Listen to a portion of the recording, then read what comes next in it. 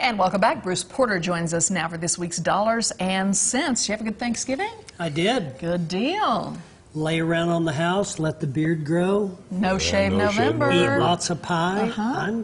I'm still thinking that's a good month. What's better than that? November is one of my favorites. Yeah, it is Absolutely. a good month. It is a good. By the way, we mentioned the workshop, the estate planning workshop. Yeah. Will was on, of course, a little while ago, and you've got this whole thing coming up on Tuesday, December 11th. Well attended, 882-1800. Get your name in the hat. You know, he kind of touched on it. It's having the courage to sit down and go, look, I don't know what I need to do, but I'm willing to listen to somebody to try to explain it to where I can understand everything. it. Yeah. And you know what? You get cookies, maybe a little bit of pie if I've got some left over, some hot coffee or tea, and sit there and let Will just map it out.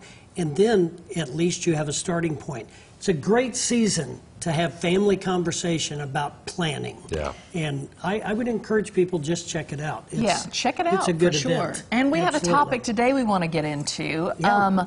Why the wealthiest 1% love annuities. That's right. Now, This is how the 1%ers do it, huh? Well, I mean, what are the benefits that, let's say us normal people don't hear while we're at work, 8 to 5 every day or whatever shift you work? Why are all these annuity conversations? Why are people so against them? Why are people so for them? Because there's pros and cons, and that's the way with everything.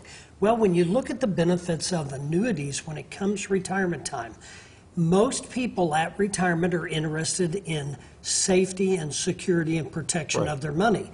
The wealthiest 1%ers, they knew how to make it. That's how they got there. They knew how to build this big bucket of wealth. But now the question is, when they're older, what do I have to do to hang on to it and to stretch it, maybe for my lifetime, but maybe for generations? Annuities offer those types of guarantees. Having the transfer of risk to an insurance company, having the ability to have a pension-type income, but yet stay in control of the balance. Okay. The problem with normal pensions, you give up your balance for a guaranteed income, and then you pick a spousal option or whatever. But if you're both killed in a common accident, it's gone. It's just done. Unless it's certain.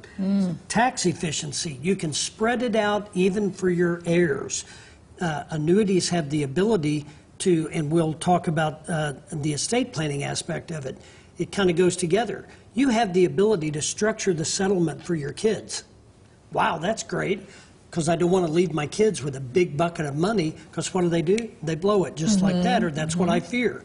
So now if I can structure this settlement to where they get a little bit at my death, and then they get a structured income for life, or they get a lump sum periodically over a period of time. It's a way for me, the wealthiest 1%ers, right? It's a way for us to structure that so our children don't blow it, or our grandkids. But you don't have to make the mistake. You don't have to be a 1%er to take advantage of these things. No, this is just, people want to know, how does the wealthiest 1%er stretch it for generations?